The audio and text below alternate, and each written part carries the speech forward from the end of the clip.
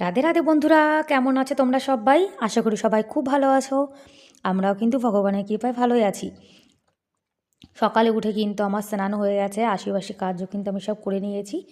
আর এই যে প্রতিদিন যে কাজটি করি সেটাই তোমাদের সঙ্গে শেয়ার করছি। আর বন্ধুরা প্লিজ ভিডিওটি স্কিপ না করে পুরো ফুল দেখার অনুরোধ রইল। আজকে সকালে কিন্তু কারেন্ট নেই, যার জন্যে উনুনেই জল গরমটা হয়েছে। আমার তো স্নান হয়ে গেছে গরম জলে। এখন আমার ছেলে আর বর ওনারা দুজন করবে। এদিকে ভাত বসিয়ে দিয়েছি। আজকে কিন্তু একাদশী, আমরা খাবো না, 2 বাচ্চা খাবে। সেই জন্য মুগের ডাল করব আর আলু ভাজা করব। ভাতও করে নিয়েছি। আর ছেলে বলেছে আজকে স্কুলে আলুর পরোটা নিয়ে যাবে, যার জন্য আলুটা কিন্তু সেদ্ধ করে নিয়েছি। আর একাদশীর দিন আমি জানো তো আমার ছেলে যেগুলো পছন্দ করে সেগুলোই রান্না করি, যাতেও খেয়ে নেয়। গোপাল সোনা আর আমার ছেলে মানে 2 বাচ্চা, 2 বাচ্চার জন্য আজকে ভাত, মুগের ডাল, আলু ভাজা এটাই হয়েছে। এদিকে আলুর পরোটা কিন্তু বেলা হয়ে গেছে। আলুর পরোটা কিন্তু একদম হালকা হাতে না বেলতে হয়। বেশি জোরে যদি বেলা হয় তাহলে আলুটা বেরিয়ে গেলে তখন আলুটা না মানে পরোটাটা একদম ফোলে না। ছেলে বলেছে আজকে স্কুলে 2টো আলুর পরোটা নিয়ে যাবে। আমার ছেলে আলুর পরোটা ভীষণ ভালো খায়। আর আলুর পরোটার সঙ্গে আর কোনো সবজি চাটনি কিছুই খায় না, শুধু পরোটা খাবে। আজকে কিন্তু পরোটা আমি ঘি দিয়ে ভেজেছি। আমার বর বলছে যে 2টো পরোটা ভাজবে, তেল দিয়ে ভাজার দরকার নেই, বাচ্চা মানুষ, ঘি দিয়ে ভেজে দাও।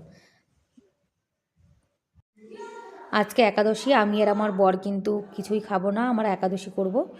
আর 2 বাচ্চার জন্য রান্নাবান্না করেছি, মানে গোপাল সোনাকে ভোগ লাগিয়ে যা প্রসাদ থাকবে সেটাই কিন্তু আমার ছেলে খেয়ে নেবে। এদিকে 2টো পরোটা ঘি দিয়ে পরোটা ভেজেছি, তারপরে কিন্তু আবার একটু ঘি লাগিয়ে দিয়েছি। পরোটা প্যাক করে দিচ্ছি। আর আমি কিন্তু সবসময় জানো তো একটু ঠান্ডা করে তরকারি, তারপর রুটি, তারপর প্যাক করি। মানে একদম গরম তরকারি, গরম রুটি আমি কখনোই না লাঞ্চে দিই না। এই লাঞ্চ বক্সটা ভীষণ ভালো, স্টিলের একটা লাঞ্চ বক্স, এতে গরম দিলেও কিন্তু অসুবিধা হয় না।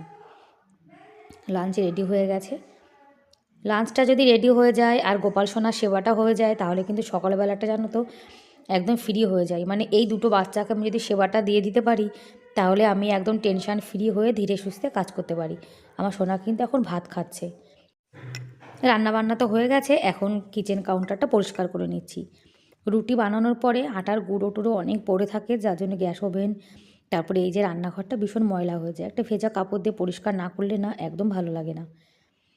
এখন তো এই যে রান্নাবান্না করলাম, আবার কিন্তু দুপুরে আমাদের জন্য সবজি রান্না করব। একাদশী তো, আর একাদশীর দিন তো আমরা শুধু সবজি সেদ্ধ করে খাই। আর সবজি মানে সবজি সেদ্ধটা এত ভালো লাগে জানো তো খেতে, আমার তো ভীষণ ভালো লাগে। আমি কুমড়ো, তারপরে লাউ, আলু, কখনো যদি কাঁচকলা পাই কাঁচকলা, সেগুলো দিয়ে সান্দাক লবণ দিয়ে মানে সবজি রান্না করি। আর এই ডাব্বাগুলো পরিষ্কার করছি, এগুলো রান্নাঘরে থাকে তো একটু ময়লা হয়ে যায়, সেই জন্য আমি সপ্তাহে 1 দিন করে একটু পরিষ্কার করে নিই। আর জিনিসে ধুলো পড়লে কিন্তু দেখবে বোঝা যায় যে ধুলো পড়ে গেছে এর উপরে, সেই জন্য একটু পরিষ্কার করে নিচ্ছি।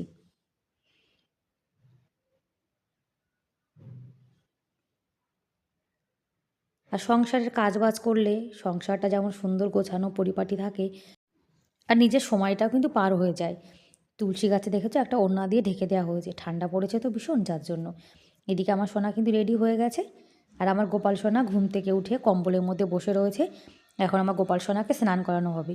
গোপাল সোনাকে কিন্তু আমরা হালকা একটু গরম জলে স্নান করাই। এখন তো শীতকাল, আর ঠান্ডা জলে গোপাল সোনা কী করে স্নান করবে? আমরা যেমন শীতকালে গরম জলে স্নান করি, আমার গোপাল সোনাও কিন্তু গরম জলে স্নান করে। আর আমার গোপাল সোনা কেমন লাগলো কমেন্ট করে কিন্তু অবশ্যই জানিও। গোপাল সোনা স্নান হয়ে গেছে, এখন গোপাল সোনা সেবা করে নেবে। মুগের ডাল, আলু ভাজা, অন্ন, এটাই হলো আমার গোপাল সোনা সকালের সেবা। প্রসাদটা রেখে দিয়েছি, ছেলে যখন স্কুল থেকে আসবে তখন আমার ছেলে খেয়ে নেবে। আজকে তো একাদশী, প্রসাদটা তো আমরা খেতে পারবো না, সেই জন্য ছেলের জন্য রেখে দিয়েছি। আর এখন আমি বানাচ্ছি আমার জন্য একটু চা।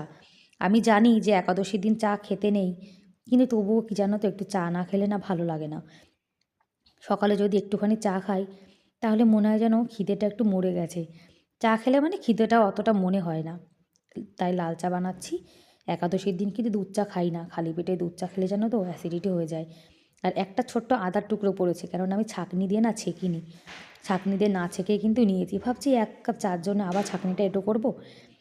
আর এই যে সবজি তোমাদেরকে বললাম যে কুমড়ো, আলু, তারপরে লাউ, এগুলো দিয়ে সবজি রান্না করি। তাই সবজিটা কিন্তু কেটে ধুয়ে নিয়েছি। আর কাঁচা লঙ্কা দিয়ে রান্না করব। আর খাওয়ার আগে একটু বাদাম ছড়িয়ে দেবো সবজির উপরে, তাহলে কিন্তু খেতে আরও বেশি ভালো লাগবে। আর বন্ধুরা, তোমরা এখনও পর্যন্ত যারা ভিডিওটি দেখছো, তোমাদের আজকের ভিডিওটি কেমন লাগলো কমেন্ট করে কিন্তু অবশ্যই জানিও। আর ভিডিওর কোনো অংশ যদি তোমাদের একটু হলেও ভালো লেগে থাকে তাহলে প্লিজ একটা লাইক করে দিও। আর আমার চ্যানেলে তোমরা আজকে যারা নতুন আর ভিডিওটি দেখছো, তোমাদের যদি এরকম ভিডিও দেখতে ভালো লাগে তাহলে কিন্তু তোমরা চাইলে আমার এই ছোট্ট চ্যানেলটিকে সাবস্ক্রাইব করে আমার এই ছোট্ট পরিবারের পাশে থেকে যেতে পারো। আর এই কাজটি যারা অলরেডি করে দিয়েছো তাদেরকে অসংখ্য ধন্যবাদ। গ্যাস ওভেনটা তো পরিষ্কার করে নিয়েছি, আর রুটি বানানোর পরে জানো তো অনেকটা গুঁড়ো পড়েছিল, তাই এখন রান্নাঘরটা ঝাড় দিয়ে নিচ্ছি। ভাত তরকারি রান্না করলে রান্নাঘরটা অতটা ময়লা হয় না যতটা রুটি বানানোর পরে হয়, তা ভাবলাম রান্নাঘরটা পরিষ্কার করে দিই। মানে কাজের পরে কাজ, মানে একটা কাজের পরে একটা কাজ যেন তো এসে হাজির হয়ে যায়। আমি একটা জিনিস দেখেছি, যদি তুমি কাজ করো তাহলে অনেক কাজ আছে, আর যদি কাজ না করো তাহলে কিন্তু কোনো কাজ নেই, শুধু খাও আর ঘুমাও। আর পরিষ্কার পরিচ্ছন্ন থাকতে গেলে দেখবে অনেক কাজ করতে হয়। যদি আমরা চাই যে আমরা সব সময় পরিষ্কার পরিচ্ছন্ন থাকবো, ঘর বাড়িটাকে একদম পরিষ্কার পরিপাটি রাখবো, তাহলে কিন্তু একটু খাটনি করতে হয় জানো তো। খাটনি না করলে কিন্তু কোনো কাজ হয় না। এই যে সকাল থেকে দুপুর পর্যন্ত রান্না করি, ঘরটাও গুছিয়ে রাখি, যার জন্য কিন্তু সংসারটাও গোছানো থাকে। আর এঁটো বাসন যা আছে সেগুলো মেজে নিচ্ছি। মানে একাদশী হোক আর যাই হোক, রান্না আমাকে করতেই হয়, তা আবার ডবল ডবল। এক তো গোপাল সোনার জন্য, আমার ছেলের জন্য, আবার আমাদের জন্য একাদশীর প্রসাদ। একাদশীর দিনও কিন্তু রান্নার থেকে বিরাম নেই। দেখো সব বাসন আমি রেখে দিয়েছি ধুয়ে, এখন এই যে সবজিটা জল ঝরে গেছে, সবজিটা এখন রান্না করে নেব। আর এই পায়রাটা তখন থেকে উপরে ঘুরে বেড়াচ্ছে, দেখেছো? ও মানে ভাবছে যে কখন গম খাবে। আর আমি এখানে দাঁড়িয়ে রয়েছি, ও কিন্তু আমাকে দেখেছে, দেখো ঘুরে ফিরে সেই গমের কাছে যাচ্ছে। তা আমি ওকে একটুখানি গম দিয়েছিলাম। আর আমার গোপাল সোনা রোদ্দুরে বসে রয়েছে, রোদ পোয়াচ্ছে। এখন তো অনেক শীত। আর এই যে আমাদের একাদশীর প্রসাদ, গোপাল সোনাকে ভোগ লাগিয়ে তারপরে কিন্তু আমরা একাদশীর প্রসাদ পাই। ব্যাস বন্ধুরা, তাহলে বাই বাই।